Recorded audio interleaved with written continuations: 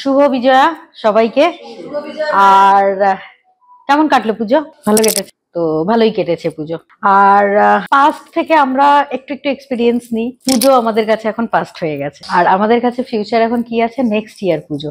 আর next year পুজো আরো ভালো কাটতে পারে। এবছর আমরা যেই রকম ভাবে কাটিয়েছি, যদি আমরা ফাইন্যান্সিয়ালি আরো বেশি আমরা ইন্ডিপেন্ডেন্ট হতে পারি, আরো বেশি আমরা আর্ন করতে পারি। কারণ যত আমাদের পকেট ভারী থাকবে তত আমরা মজা আরো বেশি করতে পারবো, আমাদের ইচ্ছেগুলোকে আরো বেশি করে পূরণ করতে পারবো, তাই না?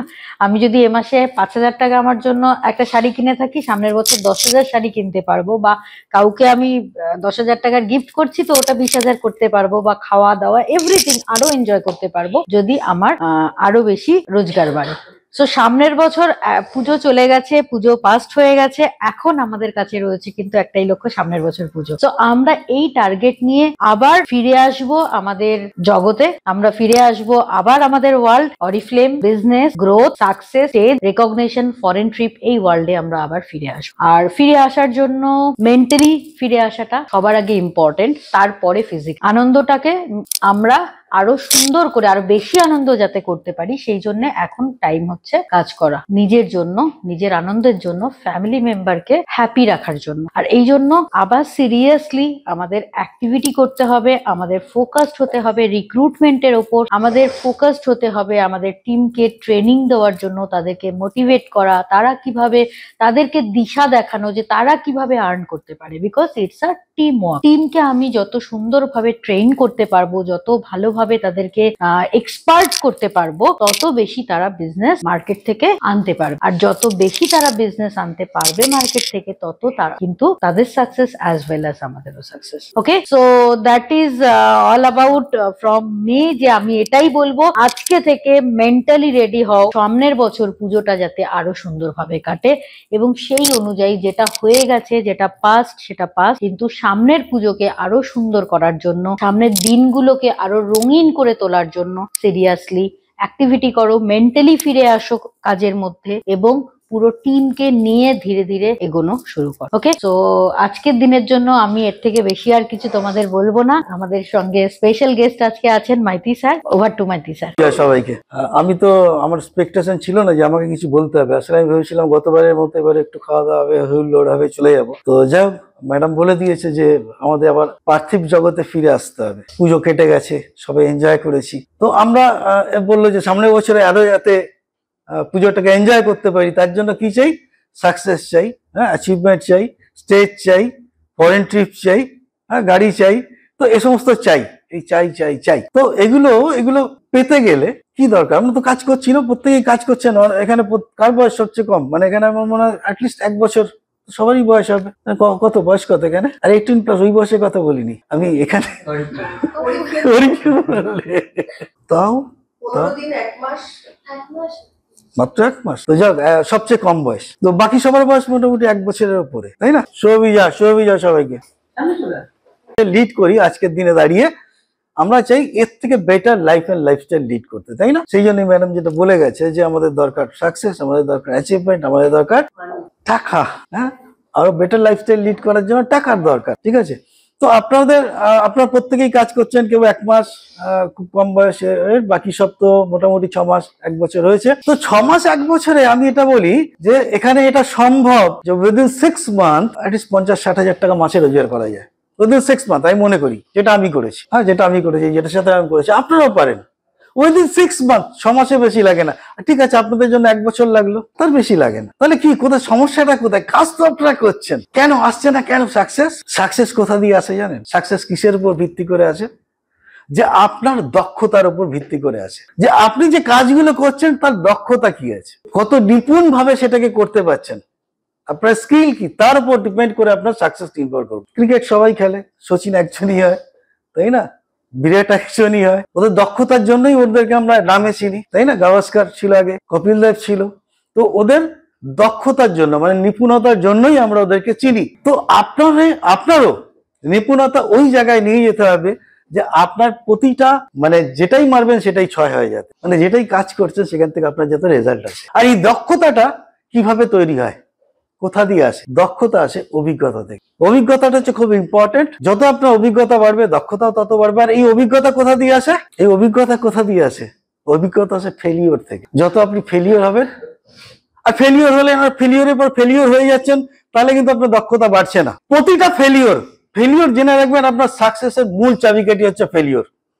ফেলিওর না হলে যদি আপনি সাকসেস বাই চান্স পেয়েও যান, সেই সাকসেসকে আপনি রাখতে পারবেন না। প্রতিটা ফেলিওর, আপনি একজনের সাথে কথা বললেন, তাকে অ্যাপ্রোচ করলেন, সে জয়েন করলো না, আরেকজনকে প্রোডাক্টের জন্য বললেন, সে নিল না, হ্যাঁ, তো তার ক্যাপাবিলিটি আছে, তারপরে প্রোডাক্ট নিল না। আপনি জানেন তার প্রচুর কন্ট্যাক্ট রয়েছে, সে কাজটা করলেই খুব ভালো করতে পারবে, তারপর সে জয়েন করলো না। তার মানে আপনার দক্ষতার অভাব ছিল। তো এই ফেলিওর হয়ে যাচ্ছে না, সেটা নিয়ে আপনি কোনো পোস্টমর্টম করবেন না, তো আপনার দক্ষতা কোনোদিন বাড়বে না। প্রতিটা ফেলিওর আপনাকে ফিরে এসে ভাবতে হবে আমি কেন ফেল করলাম। বলটা তো আমি যদি এইভাবে দিতাম তাহলে তো আমার লেগ স্ট্যাম্পটা উড়ে যেত না, আমি যদি ব্যাটটা এইভাবে ধরতাম।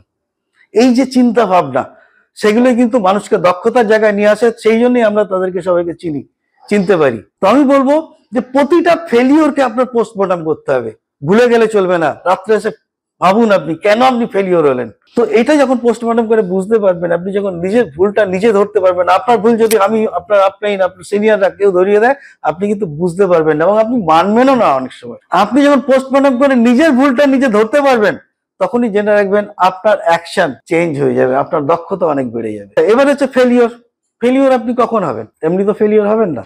আপনি যদি ঘরে বসে থাকেন, কাউকে অ্যাপ্রোচ না করেন, ফেলিওর হওয়ার কোনো ভয় নেই। কাউকে আপনি অ্যাপ্রোচই করলেন না, তাই না? তো আপনাকে কাজ করতে হবে, লোকজনের সাথে মিট করতে হবে এবং রেগুলার বেসিসে অ্যাটলিস্ট 2 থেকে 3 জন লোকের সাথে রোজ কথা বলা। কত সময় লাগে? একটু প্ল্যান করে যদি এটা করা যায়,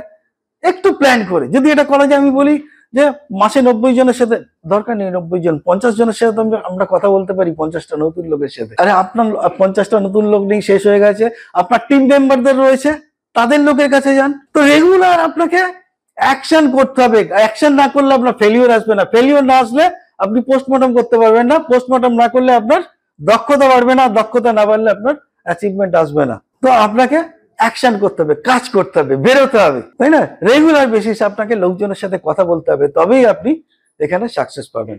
এবারে রোজ ভাবি যে না, আজকের দিনটা ঠিক নেই, আজকের দিনটা আমি রেস্ট নিই, শরীরটা ঠিক ভালো লাগছে না, কালকে থেকে বেরো। আবার কালকে আসলো, কালকে যখন দারুণ সিনেমা হয়েছে, চল আজকে দেখে আসি, সিনেমাটা দেখে আসি, তাহলে কালকে থেকে করবো। আবার কালকের দিনে কারোর দেখবেন অন্নপ্রাশন, কারোর কোনো অকেশন রয়েছে, কিছু রয়েছে, চলে গেলেন সেখানে।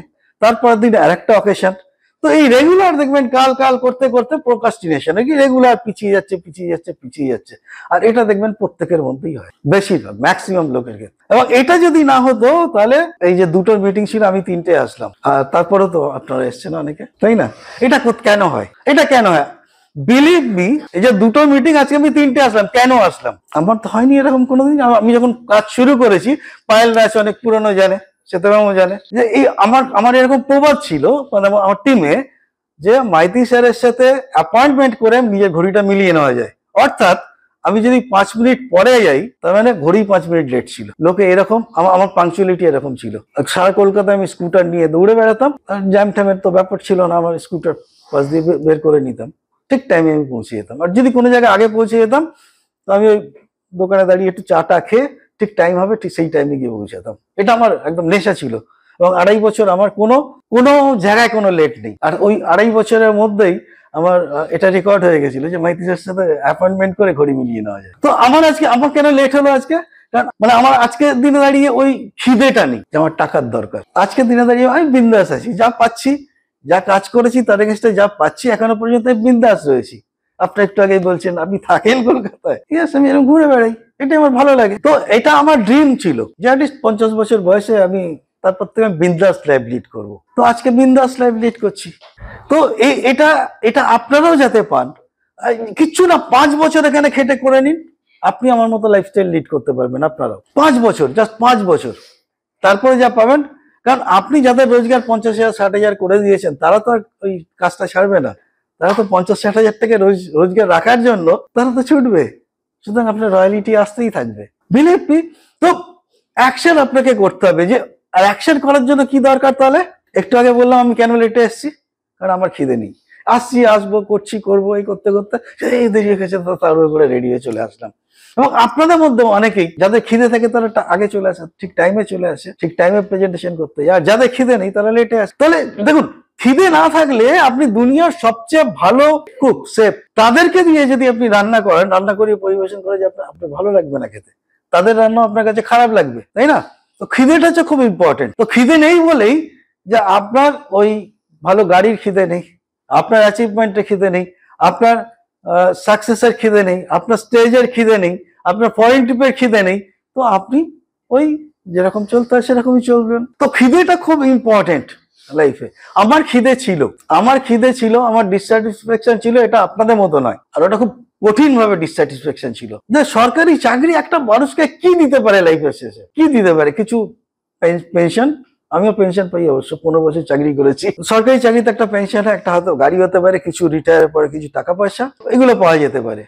কিন্তু এই লাইফস্টাইল পেতে পারবেন না, কারণ ওটা ইনকাম ডেলি, মানে রেকারিং যে ইনকামটা ছিল সেই ইনকামটা তো বন্ধ হয়ে যাবে। তারপরে আপনাকে প্রতিটা স্টেপ ফেলতে গেলে আপনাকে হিসাব করে ফেলতে হবে, আমার পেনশনের টাকাই, আমার ইন্টারেস্টের টাকাই, তার বাইরে চলতে পারবো না। আর আজকে দেখুন, মানে আমি প্রত্যেক মাসে অ্যাটলিস্ট 2বার করে তো বাইরে যাচ্ছি, মানে 5-7 দিন করে, বছরে অ্যাটলিস্ট 150 দিন বাইরে থাকি, ঘরের বাইরে থাকি। আর 150 দিন অ্যাভারেজ ধরুন 2.5 থেকে 3,000 টাকা, কত হিসাব করুন কত টাকা হয়। তত টাকা খরচ হয় মিনিমাম পার ডে, 2,500 টাকা মিনিমাম খরচ হয়। এবার 150 দিন যদি বাড়ির বাইরে থাকি, 150 ইন্টু 2,500 হিসাব করুন ক লাখ টাকা হয়। ঠিক আছে, এটা আমি করতে পারতাম না যদি আমি আজকে রিটায়ার্ড পার্সন হতাম। এবং কোনো রিটায়ার্ড পার্সন আমার মতো তো ঘুরে বেড়ায় না, অ্যাক্টিভও থাকে না,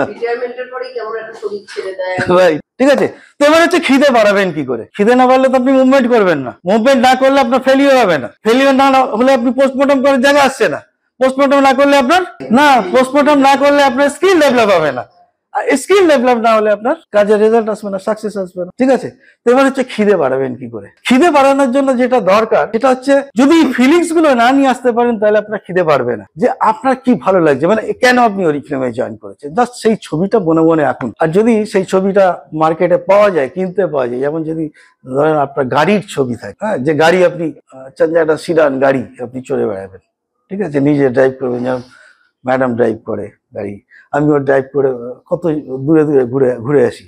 তো এই যে এগুলো যে স্বপ্ন, এগুলো আমার ছিল স্বপ্ন। তো সেই স্বপ্নের ছবি একটা কিনে এমন একটা জায়গায় লাগিয়ে রাখুন যে উঠতে বসতে আপনাকে ওটা যাতে হন্ট করে, যে আপনার লাগে যে হ্যাঁ, আরে আমার তো এটা চাই। তাহলে দেখবেন আপনার লেট হবে না, তাহলে দেখবেন আপনি ডেইলি বেসিসে মুভমেন্ট করতে পারছেন, আর ওটাতে ফোকাসড হয়ে যান। মাঝে মধ্যে ধ্যান করুন, আর আপনি ভাবুন যে আপনি গাড়ি চড়ে বেড়াচ্ছেন। মানে আমি শুধু গাড়ির কথা বলছি না, যেমন আমি আপনাকে বলি, যখন আমাদের কোম্পানি অ্যানাউন্স করলো, আমার স্বপ্নের দেশ ছিল হচ্ছে জাপান, মানে টোকিও, যে টোকিও যাব। ঠিক আছে, তো টোকিও অ্যানাউন্স করলো, এবং প্রচুর পরিশ্রম করছি, খুব পরিশ্রম করতে করতে হঠাৎ একটা 18%, মানে পরের মাসে সিনিয়র ম্যানেজার হয়ে যাবে, ওটা হলেই আমাদের টোকিও খুব ইজিলি হয়ে যাচ্ছে। সে 18% মেয়েটি কাজ ছেড়ে দিল, মানে তাকে কেউ মিসগাইড করে দিল, মানে অন্য টিমের লোক নিয়ে তার টিমে তাকে নিয়ে গেল, তখন এই সমস্ত হতো, নিয়ে চলে গেল।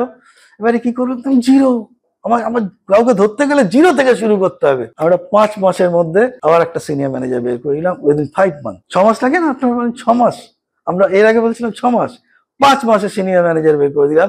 তাকে, যে এর আগে 4-5 বার আমাদের সাথে জয়েন করেছে, কাজ ছেড়ে দিয়েছে, তো 2 মাস 4 মাস প্রোডাক্ট বিক্রি করতে ছেড়ে দিই। তো তাকে জয়েন করিয়ে, তাকে ফোকাসড করে, যখন এটা আমার গোল, সে আমাকে যেতে হবে টোকিও। আমরা 5 মাসে তাকে সিনিয়র ম্যানেজার বের করি। তো বিষয় হচ্ছে এটা, যে আপনি যখন ফোকাসড হয়ে যাবেন না, যেমন ওটা ছবি, মানে আমি ছবি টাঙাইনি, কিন্তু আমার চোখের সামনে ভেসে উঠতো টোকিও। আমি একটা জিনিস করেছিলাম, সেটা হচ্ছে আমার পকেটের মধ্যে একটা স্লিপে লিখে রেখেছিলাম, মানে যে আমি টোকিও যাচ্ছি, আর প্রতিটা মিটিং ওটা বের করতাম আর সবাইকে আমি দেখাতাম। এই যেমন ধরুন আপনাদের মিটিং করতে এসেছি, কারণ ওটা আমাকে প্রেশার করতো, আমি টোকিও যাচ্ছি, এবছর আমি টোকিও যাচ্ছি, হ্যাঁ, পার্সের মধ্যে আমার একদম 1 বছর ওটা আমার পার্সে ছিল। আর যেদিনকে কমপ্লিট করলাম, তারপর থেকে আমি দেখাতাম, আগেও দেখিয়েছি, পরেও দেখাতাম। ওইটা আমার 4টে লেখা ছিল, একটা টোকিও যাব, আর টোকিও গেলে গাড়িটাও হয়ে যাবে, গাড়ি, আর আমার একটা বাড়ি স্টার্ট করবো, ওটা কমপ্লিট হলে আমার বাড়িটা। ঠিক আছে,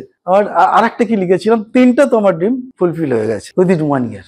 আর আমি ওটা কিন্তু মিটিং এ যেতাম, দেখাতাম, যে দেখুন আমি 1 বছর ধরে লিখে রেখেছি, এটা আমার স্বপ্ন ছিল, এটা আমার ড্রিম ছিল, আর আমি সাকসেস। বিলিভ মি, এইভাবে যদি আপনি আপনার খিদেটাকে বাড়াতে পারেন না, তো আপনার দেখবেন মুভমেন্ট করছেন, আর মুভমেন্ট করলেই আপনার ফেলিয়ার হবে, ফেলিয়ার হলে আপনি পোস্টমর্টম করবেন, পোস্টমর্টম করলেই আপনার দক্ষতা বাড়বে, আর দক্ষতা বাড়লেই আপনি যে কাজ করছেন তার রেজাল্ট আসবে, আর রেজাল্ট আসলেই আপনার অ্যাচিভমেন্ট আসবে। আর ওই আর লাস্ট আমি একটাই বলবো যে আমরা জিতেই এই পৃথিবীতে এসেছি, আমরা জিতেই, আপনি জাস্ট ভাবুন, লক্ষ লক্ষ আপনার কম্পিটিটর ছিল আমাদের প্রত্যেকের, তাদেরকে হারিয়ে আমরা এই পৃথিবীতে জন্মেছি। জাস্ট ভাবুন যে মায়ের ডিম্বাণুর সাথে লক্ষ লক্ষ স্পাম থাকে বাবার, হ্যাঁ, সে স্পামের মধ্যে আমি একটা, আপনি একটা, আমরা প্রত্যেকে, তাই না?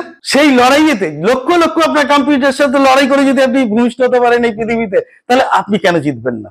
আমরা জিতেই এই পৃথিবীতে এসেছি, সুতরাং আমরা জন্মেছি জেতার জন্য। জাস্ট সিস্টেমটাকে ফলো করুন, তাহলে আপনারা প্রত্যেকেই সাকসেস পাবেন। থ্যাংক ইউ, এটাই আমার স্পিচ ছিল।